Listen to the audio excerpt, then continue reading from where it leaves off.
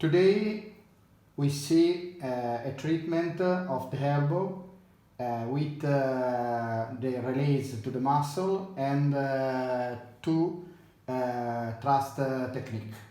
In the first time I used the Recovapro, the vibro massaging device with two accessories, the ball and the flat.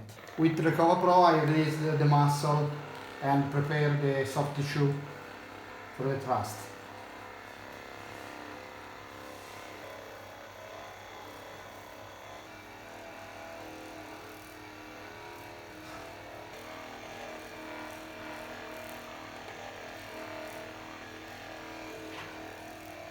After the release to the muscle, I use two thrust technique. The first on the radius and the second on the ulna.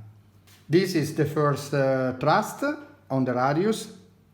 You rotate, engage the barrier, and the thrust. The second thrust is on the ulna. You extra rotate and thrust. After the thrust, I use the active release technique